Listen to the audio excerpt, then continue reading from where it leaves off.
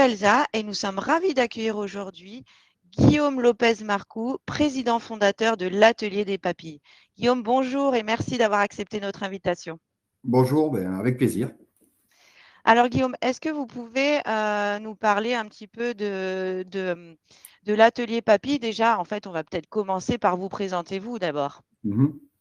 Écoutez, ok, donc Guillaume Lopez-Marcoux, donc j'ai 43 ans, je suis maître boulanger de formation, c'est-à-dire que je suis passé par les cursus de CAP, BEP, brevet professionnel pour devenir plus jeune maître boulanger de France à 18 ans, sur dérogation de la Chambre des métiers, puisque normalement c'est un petit peu plus âgé. Voilà, j'ai réalisé mes études de boulangerie à l'Institut national de la boulangerie à Rouen, qui est aujourd'hui une des écoles de formation en boulangerie les plus réputées au monde.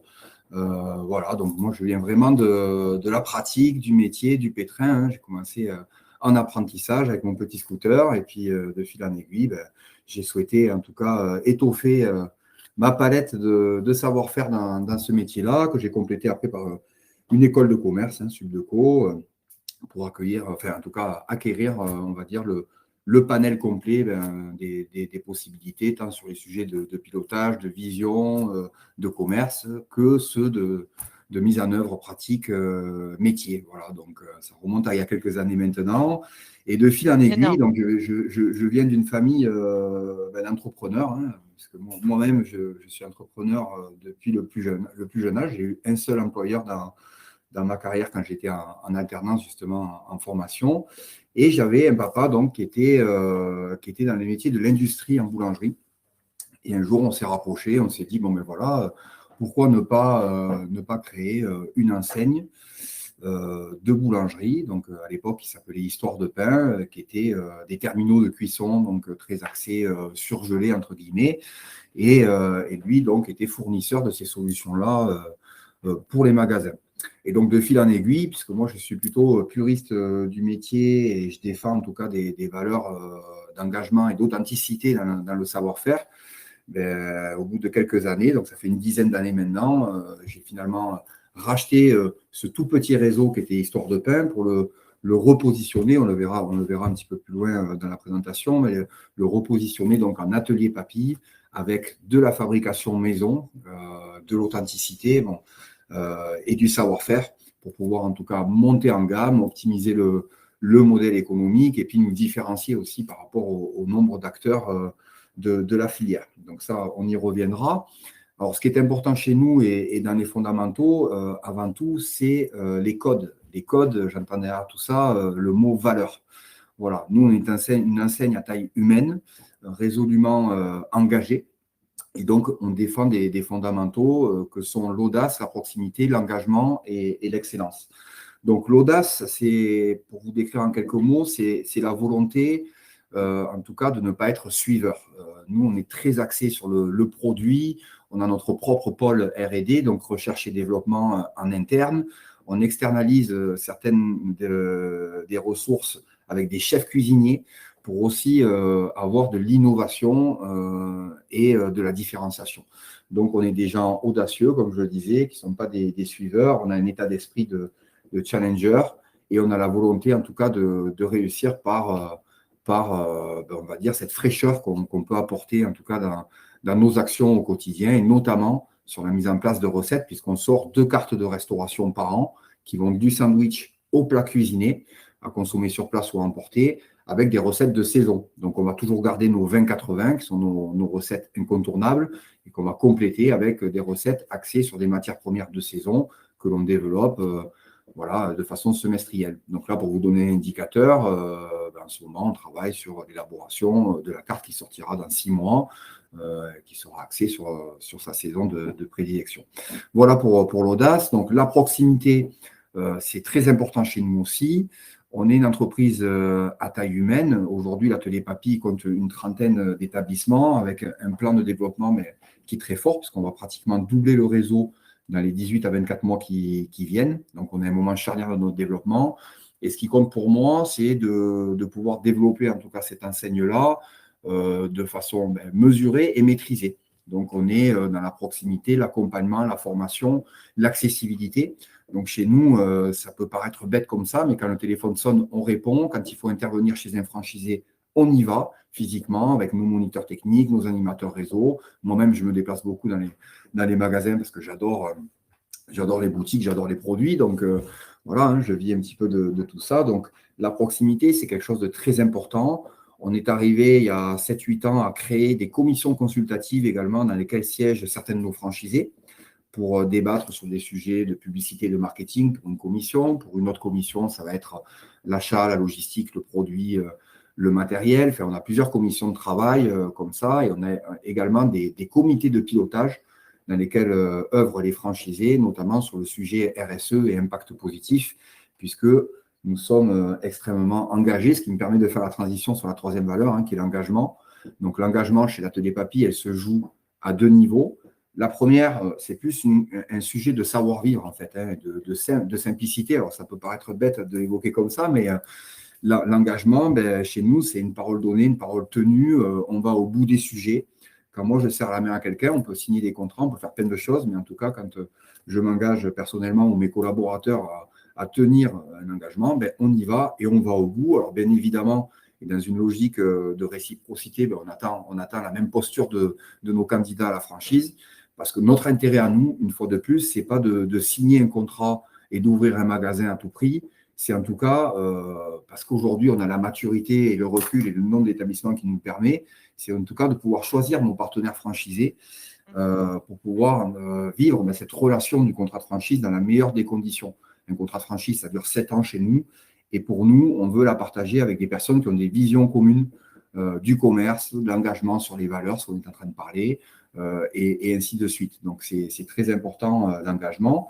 Et ensuite, le deuxième cliquet donc, de l'engagement, c'est notre politique d'impact positif, voilà, où on va défendre des valeurs éco-responsables, sociales, sociétales. Et ce qui nous différencie aussi beaucoup par rapport aux concurrents de la filière de boulangerie et de restauration boulangère. Voilà, nous, on n'a pas attendu la période Covid pour lancer ce phénomène de mode et créer du greenwashing. Aujourd'hui, c'est quelque chose qui est culturel dans notre entreprise. On y viendra par la suite dans la présentation et je vous expliquerai pourquoi, en tout cas, on défend la vision d'un modèle économique novateur dans notre filière qui dit, en gros, oui, on peut faire proprement notre métier, on peut le faire en respectant l'amont et l'aval de la filière, tout en le rendant économiquement plus viable qu'un modèle économique lambda dans nos métiers. Voilà. Donc, ça, c'est la notion d'engagement, parce que pour nous, en tout cas, une bonne stratégie RSE, ce n'est pas de la communication et du marketing pour dire qu'on fait bien les choses, c'est de vraiment les faire tous les matins et de respecter nos engagements. Et pour que ce soit viable, il ne faut pas que ce soit une ligne complémentaire dans un compte d'exploitation qui vient alourdir la rentabilité. Il faut que ce soit aussi gagnant-gagnant et que ce soit un levier de rentabilité complémentaire, c'est-à-dire que le choix des actions que l'on va mener, des actions propres, viables, pérennes et durables qu'on engage, il faut qu'elles soient aussi rentables. Donc ça, c'est tout un enjeu. Voilà. Et la dernière valeur, c'est l'excellence. Alors, il n'y a rien de pompeux derrière tout ça, mais voilà, on a de beaux magasins, on a des vendeurs de qualité qui sont formés, on a de beaux produits, parce qu'on fabrique beaucoup chez l'Atelier Papy. Et donc, notre volonté, c'est en tout cas de maintenir une vision premium du métier, voilà, tout en restant accessible en termes de politique tarifaire. Mais une fois de plus, c'est un vrai axe de différenciation par rapport à la majeure partie des concurrents qui aujourd'hui sont pratiquement tous partis sur des logiques plus mass market et promotion. Nous, on sait faire de la promotion, mais on sait surtout bien faire les choses, bien les expliquer pour satisfaire nos clients, les accueillir confortablement dans des lieux de vie, des lieux d'échange. Et c'est ce qui fait, en tout cas, la légitimité de notre positionnement. Parfait. Et est-ce que justement, là, je vais rebondir un petit peu sur ce que vous disiez sur votre axe engagement. Est-ce qu'on peut approfondir un petit peu votre concept par rapport justement à votre politique RSE dans un premier temps? Bien sûr, bien sûr, bien sûr. Donc, plusieurs sujets hein, chez nous. La RSE, c'est un sujet qui nous permet, en tout cas, d'avancer sur des process de fonctionnement complètement différents de ce qu'on voit ailleurs. Je m'explique. On va être très axé sur la qualité produit, sur le sourcing des matières premières.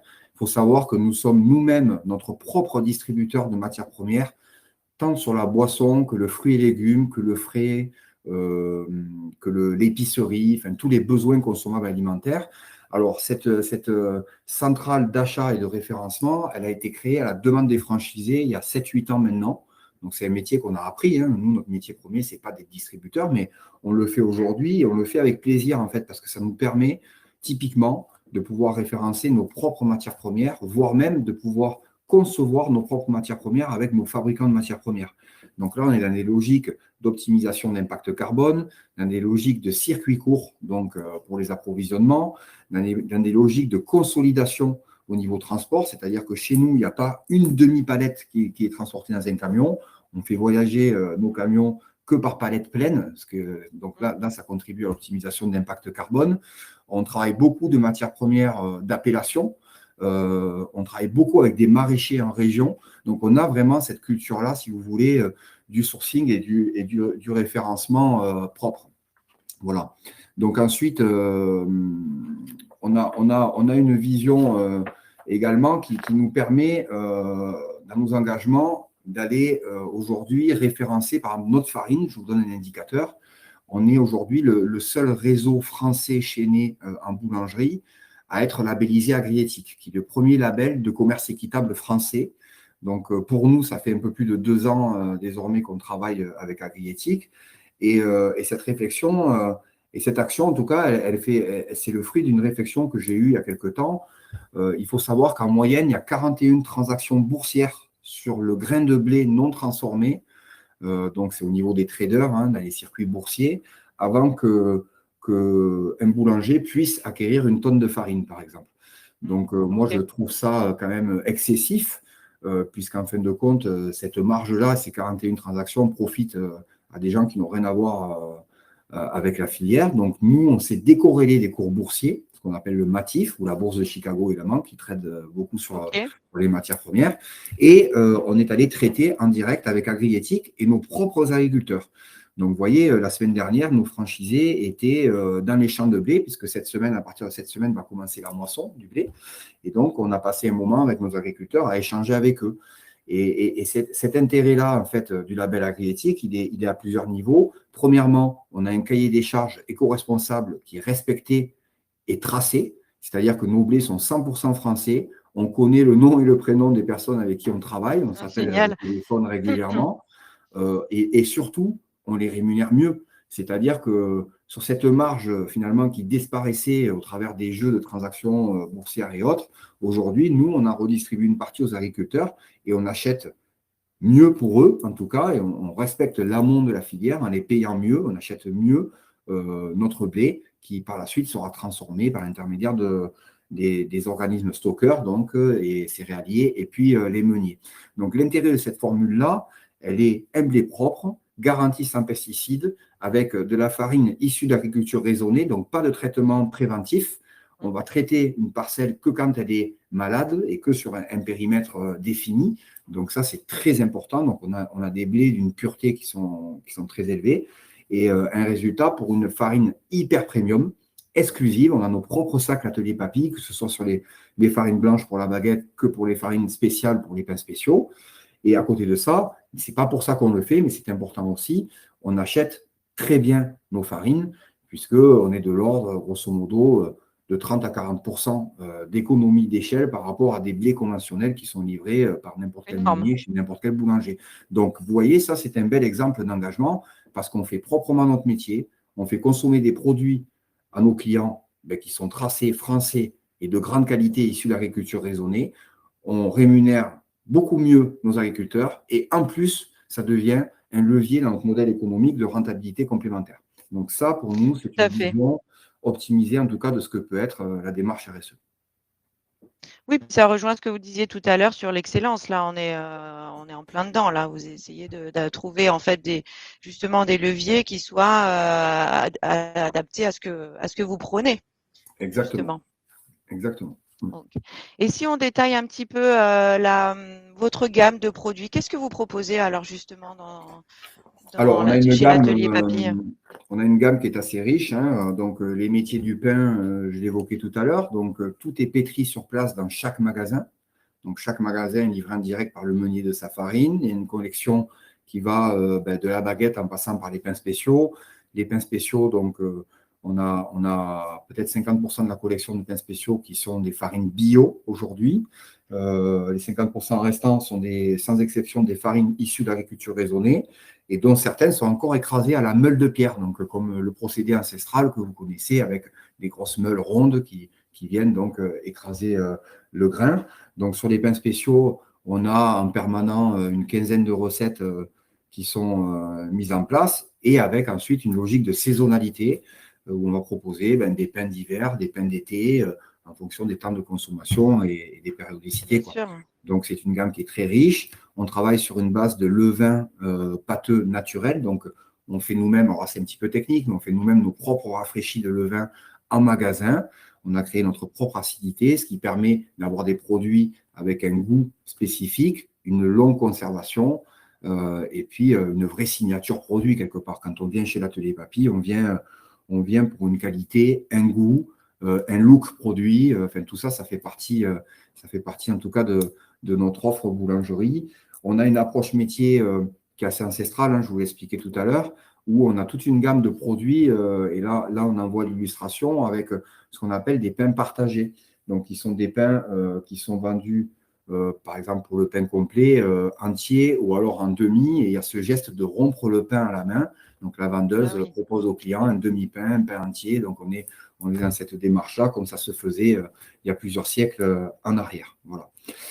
À côté de ça, on a une famille de produits qui est vraiment très importante chez nous, qui est la restauration boulangère.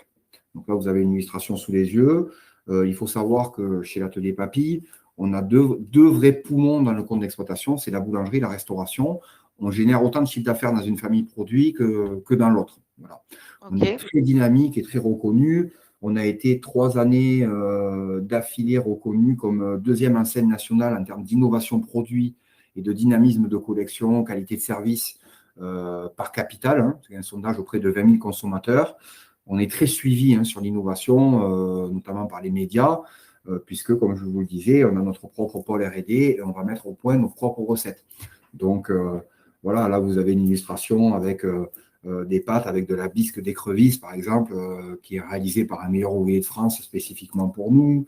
On va travailler des falafels. Non, mais ça donne très envie, je vous confirme. Alors voilà, et c'est sûr qu'en tout cas, ça fait beaucoup.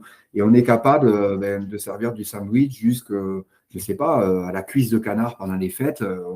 On va loin, en tout cas dans l'approche et l'innovation, tout en restant accessible autour d'un ticket resto en termes de position tarifaire. Donc tout ça, c'est très maîtrisé. 2 cartes annuelles, donc en gros 6 mois pour la carte été, 6 mois pour la carte hiver, qui sont systématiquement accompagnés par des rendez-vous régionaux où on rencontre nos franchisés, le responsable de fabrication. Avec notre pôle R&D, on présente toutes les recettes, toutes les matières premières, toutes les références, les coûts de revient par produit, par recette et également les durées de vie produits. Enfin, il y a toute une logique derrière, en tout cas, de formation et d'accompagnement en amont des lancements de cartes et sur site dans tous les magasins des franchisés pour former leur personnel sur la mise en œuvre des produits. Voilà, donc ça, c'est quelque chose chez nous qui est très suivi. Et puis, dans les familles complémentaires, vous avez après la viennoiserie. Donc là, on travaille sur du 100% pur beurre. On est sur de la recette spécifique Atelier Papy. La pâtisserie, où on fabrique aujourd'hui à peu près 80% de la collection sucrée, donc qui est faite maison, avec beaucoup d'innovation également. Et là, je crois qu'on a fait le tour. Puis après, ça va être la boisson chaude, la boisson froide. Oui, la boisson chaude aromatisée. On a une offre salon de thé qui est assez élaborée. On a l'esprit un petit peu Starbucks, mais à la française, avec des produits signature Atelier Papy. Et l'idée étant, en fin de compte, au travers de tout ce que j'ai décrit là, de pouvoir couvrir tout le spectre d'une journée. Un magasin, en moyenne, ça va ouvrir à 6h30 le matin, ça va fermer vers 19h, 20h. C'est ouvert 7 jours sur 7. Donc, il faut qu'à chaque heure de la journée, on puisse répondre avec une offre produit qui permette aux clients de consommer sur place ou à emporter. Ok, parfait. Alors, si je décide, par exemple, de me lancer avec vous, Guillaume, dans l'atelier Papy, qu'est-ce que vous proposez en termes d'accompagnement? Alors déjà, bon, il y a tout un cursus hein, au départ. Ce qui est important, c'est que la direction du développement chez nous puisse rencontrer le ou les candidats, parce que parfois ce sont des couples, parfois c'est monsieur tout seul, parfois c'est une madame toute seule. Enfin, il y a plusieurs typologies de profils, hein. Ensuite, je rencontre systématiquement également les candidats. On visite des magasins, parce que moi, ce qui est important, c'est que vous puissiez vous imprégner de ce qu'on fait, vous puissiez goûter des produits, vous puissiez découvrir les agencements, le service, la formation, tout ce qu'on accompagne. Et puis, une fois que cette étape-là est faite et que le candidat à la franchise est à maturité et qu'il souhaite avancer, on organise ce qu'on appelle une commission d'agrément. Donc, OK. les candidats se déplacent au siège, on les reçoit sur une matinée de travail où là, on va remettre à plat les sujets, on va repréciser, nous, nos attentes, hein, parce qu'on en a, bien évidemment, hein, et on va écouter aussi les attentes du franchisé. On va reparler des valeurs et des engagements tels qu'on l'a vu tout à l'heure et on va s'assurer que tout ça va matcher en fait. Ce qui compte, c'est que le franchisé il soit super à l'aise en fait avec son franchiseur et que nous on le soit aussi. Une fois de plus, on n'est pas là pour passer 7 années de galère ensemble, on est là pour passer 7 années de collaboration. Nous, nos franchisés, ce sont des partenaires, donc il n'y a rien de descendant en fait de notre principe et notre vision de la franchise. Mais nos franchisés sont des partenaires entrepreneurs avec qui on va échanger des idées, voire qui vont participer à la co-construction d'un projet. Donc, il faut qu'on soit aligné. Et aujourd'hui, et heureusement, hein, ça a mis du temps au départ parce que moi, je suis parti de pas grand-chose et aujourd'hui, les choses sont en train de bien se mettre en place. Mais heureusement, on a la chance de pouvoir choisir nos franchisés et puis eux, bien évidemment, également de choisir leur franchiseur. Donc, que ce soit avec nous ou avec un autre franchiseur, ce qui compte, c'est d'être à l'aise et aligné sur les codes, les engagements, les valeurs et surtout le niveau, pour répondre à votre question, Elsa, le niveau d'accompagnement et d'animation. Chez nous, il y a tout un déroulé qu'on évoquera aussi par la suite de la présentation, mais tout un déroulé d'accompagnement, de Oui, formation. vous pouvez Guillaume, justement en parler. Voilà, Allez-y, typiquement, je vous voilà, sens voilà. bien lancé là. Ouais, donc effectivement, donc chez nous, la première poignée de main se suit de la validation de la commission d'agrément. Ensuite, on va signer ce qu'on appelle un contrat d'option qui équivaut à un contrat de réservation de zone géographique dans laquelle on va se lancer avec nos propres services et notre maillage national sur la recherche immobilière. Donc, c'est nous qui proposons l'immobilier à nos franchisés. Alors, ce qui OK, n'empêche pas le franchisé parfois d'arriver avec de très bonnes opportunités. En bien général, le sûr. franchisé, c'est plus nos yeux sur le territoire quand il y a des opportunités qui sortent. Alors, nous, on est très réactifs, on se déplace très vite, mais parfois, on va solliciter le franchisé qui, au préalable, aura été formé sur notre cahier des charges immobilier. Voilà, l'idée, c'est de soumettre la potentialité d'un local qui, préalablement, sera passé en commission d'agrément immobilier chez nous, un local qui aura le potentiel, la visibilité, en tout cas, pour pouvoir accueillir un établissement à l'atelier Papille. Donc, chez nous, voilà, dans les critères, il va y avoir les mètres linéaires de façade, Eh le oui, nombre de passages véhicules, l'accessibilité depuis les deux voies en véhicule, le bien sûr. stationnement, la potentialité de chiffre d'affaires qui doit être à minima en année 2 à 1 million d'euros de chiffre d'affaires hors taxe. Ça, c'est nos critères à nous de validation. Enfin, il y a une multitude de paramètres comme ça, en tout cas, qui font qu'on peut valider un local. Donc, un local, ça se valide en plusieurs étapes.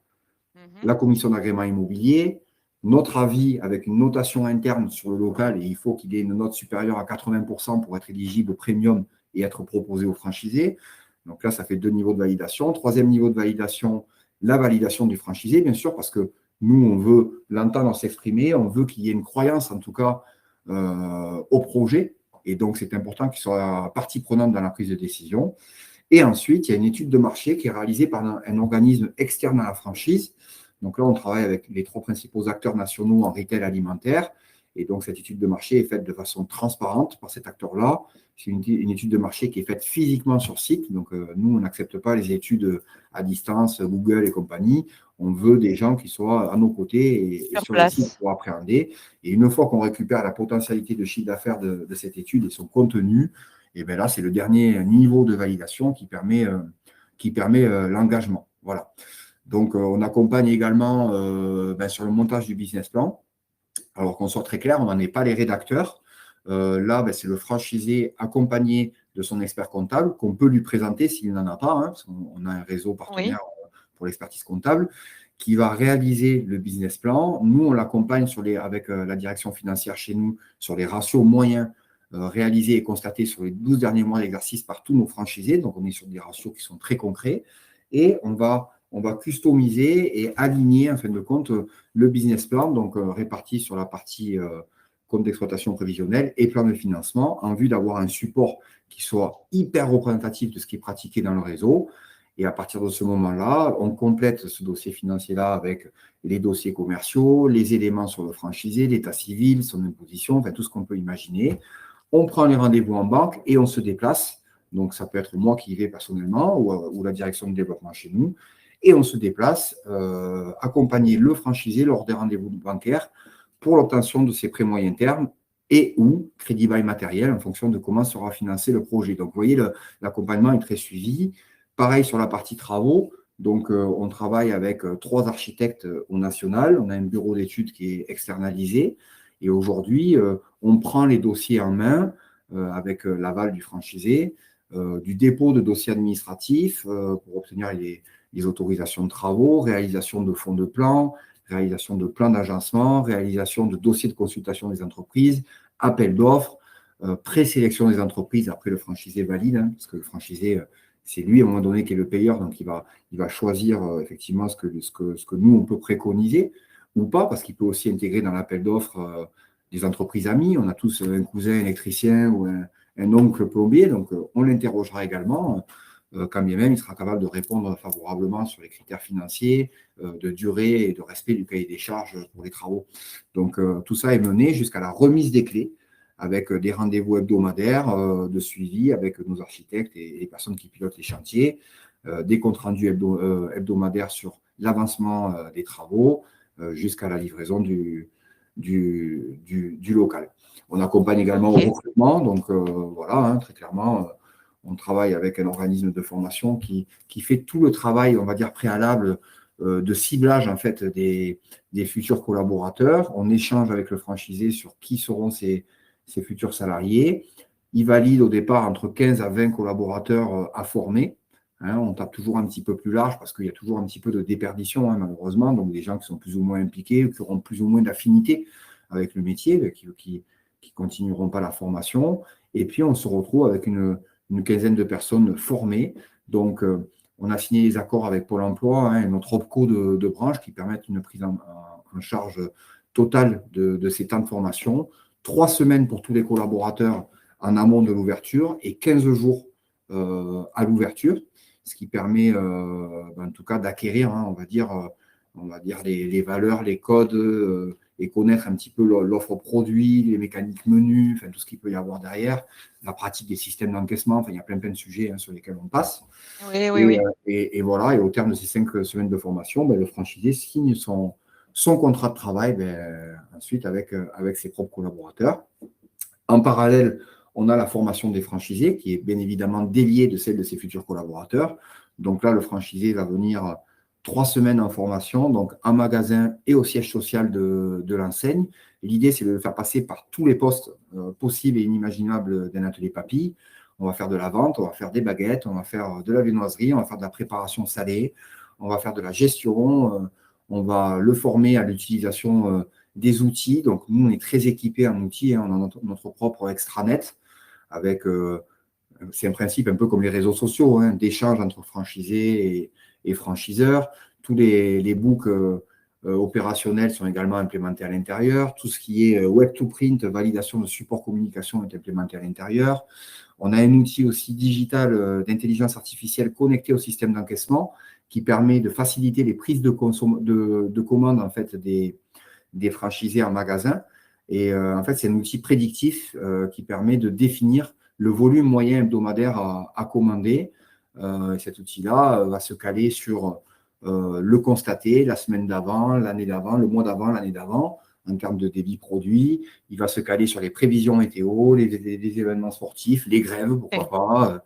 Donc, tout ça est pris en compte et il y a un algorithme qui définit, de façon assez bluffante d'ailleurs, le volume moyen commandé par fournisseur, ce qui permet aujourd'hui, parce qu'on commence à avoir le recul, d'économiser pratiquement 3% de marge brute au travers du fait qu'on jette beaucoup moins, on va commander des bonnes tailles de contenants en termes de matières premières. Enfin, il y a tous ces services-là aujourd'hui qui sont optimisés. Ils sont bien étudiés pour pouvoir mieux répondre à ce que vous souhaitez transmettre aussi comme valeur et ce dont vous parlez depuis tout à l'heure, j'imagine. Exactement. exactement.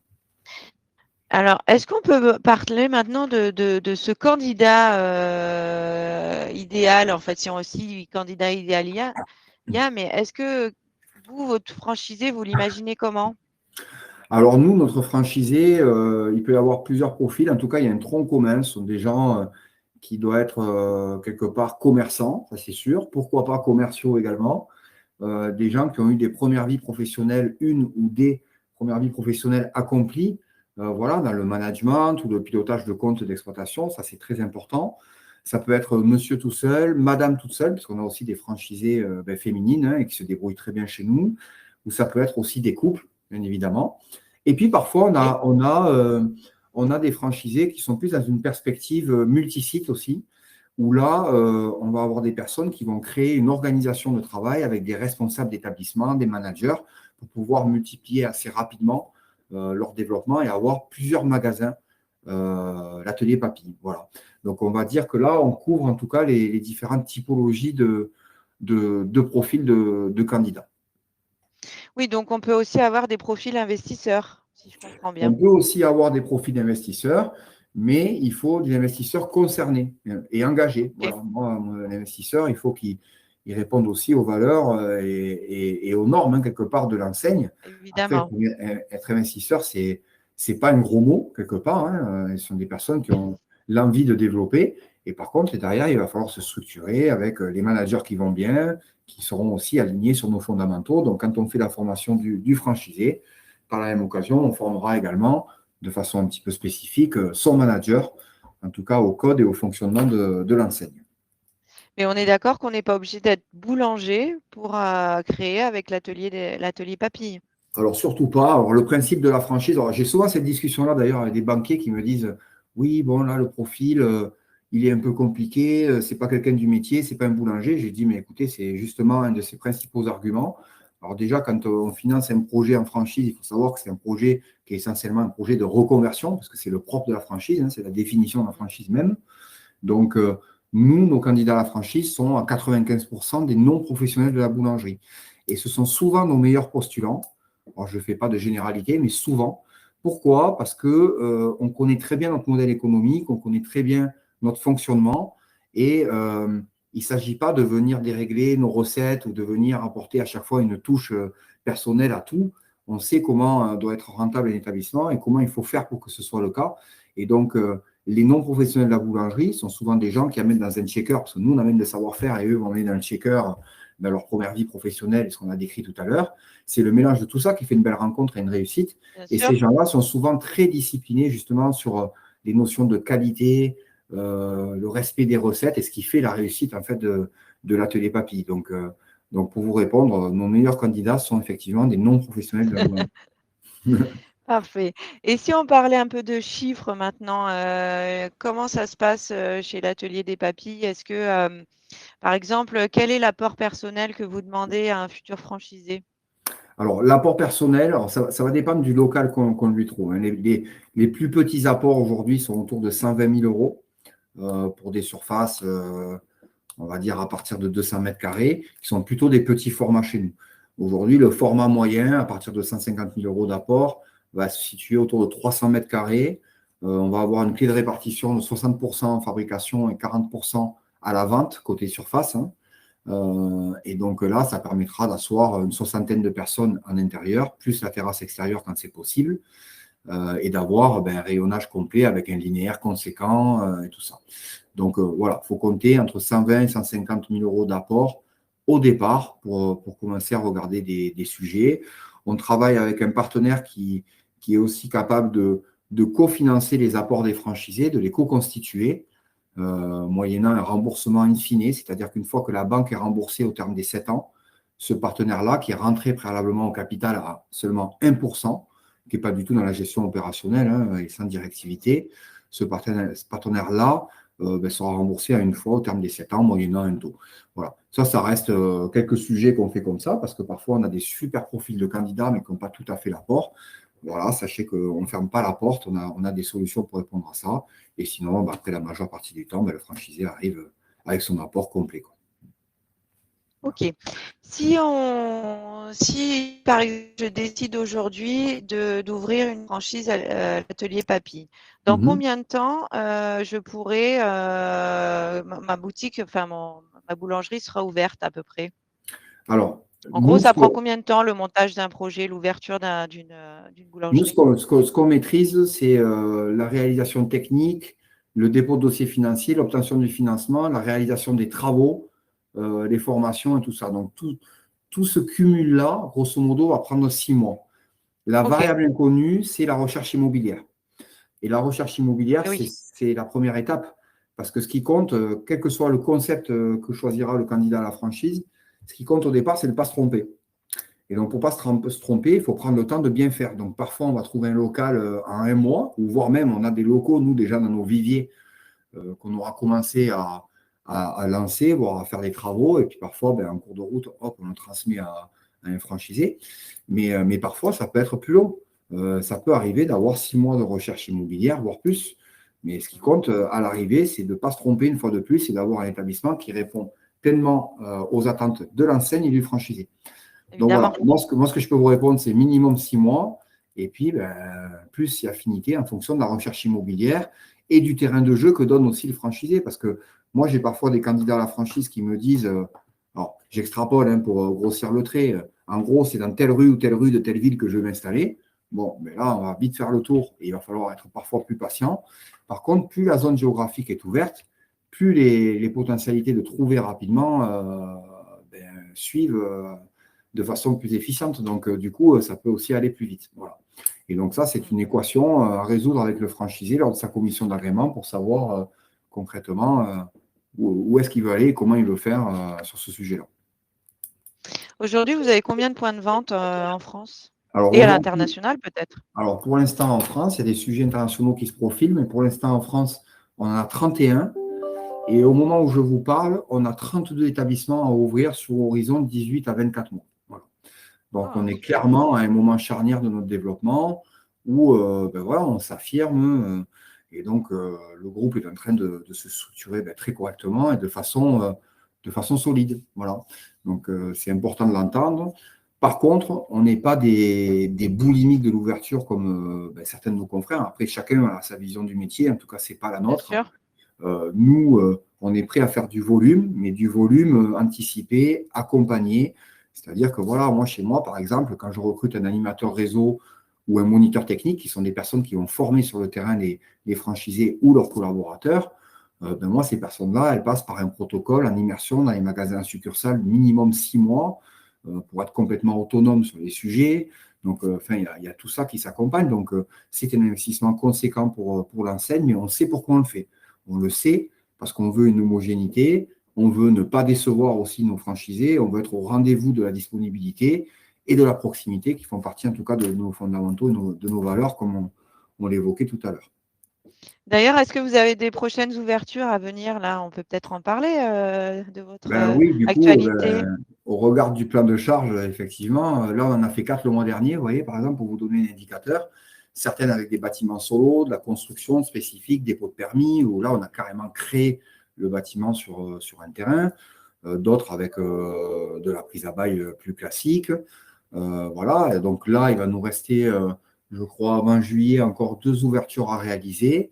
Et d'ici la fin de l'année, alors nous, culturellement, on n'ouvre pas au mois de décembre, c'est la période des fêtes.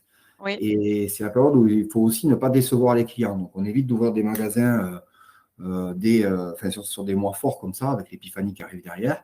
Mais grosso modo, sur septembre, octobre, novembre, il va nous rester encore 7-8 ouvertures, ce qui va nous amener sur une quinzaine d'ouvertures sur l'année. Voilà, ce qui est plutôt bravo, c'est pas un mal, bon hein? trend. Ouais, Ah c'est oui, pas oui. mal. Donc, c'est pas mal d'activités, d'engagement. Aujourd'hui, c'est maîtrisé. C'est des ouvertures qui vont se réaliser sur l'ensemble du territoire français. Oh, ben, génial. Et Mhm. ça serait quoi le mot de la fin pour vous, Guillaume?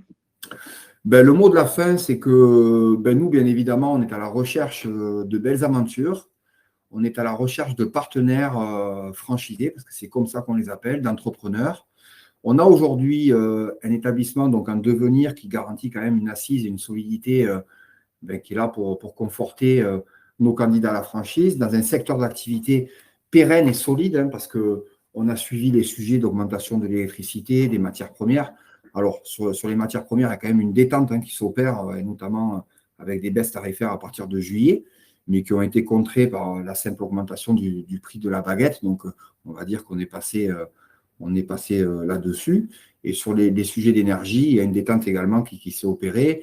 Mais bon, nous, historiquement, on travaille avec des courtiers en énergie. Bon, il faut savoir que la majeure partie du réseau n'a pas été augmentée d'un centime sur l'électricité, et ce jusqu'à fin 2023, parce qu'on a des contrats sur 3 ans et on arrive au terme des contrats à la fin 2023. Et pour nos nouveaux entrants, on est en train de négocier des positions qui sont plutôt mieux disantes, et largement mieux disantes que l'année dernière. Donc, ce n'est pas des vrais sujets. Donc, aujourd'hui, la filière de la boulangerie, une filière qui est plutôt pérenne, en tout cas, et qui est une valeur refuge en termes d'investissement autour d'un métier culturel et reconnu par les Français et de consommation quotidienne. Donc, nous, on cherche nos partenaires, on cherche à mailler le territoire et on a de la place encore pour donner des exclusivités géographiques autour du premier établissement et voir signer des avenants au contrat franchise avec des zones de priorité pour que le franchisé puisse être maître de son développement futur pour, pourquoi pas, faire 2, 3 ou 4 magasins à terme. Et ça, c'est très important à entendre parce que pour une enseigne qui a 200, 300, 400 ou 500 magasins, aujourd'hui, ces engagements-là de développement, ben, ils ne peuvent plus les donner. Nous, on a encore la main pour construire de vrais plans de carrière et de développement avec nos candidats à la franchise. Bon, bah, écoutez, merci beaucoup, Guillaume, pour tous ces éléments qui ont été, j'en suis sûre, très, très intéressants et très instructifs pour les futurs franchisés. En tout cas, n'hésitez pas à vous rendre sur le stand de l'atelier Papy pour retrouver toutes ces informations ainsi que plein d'autres informations complémentaires ou prendre directement contact avec l'atelier Papy lorsque vous le souhaitez. Merci beaucoup, Guillaume. Merci à vous, merci Elsa, merci à tous.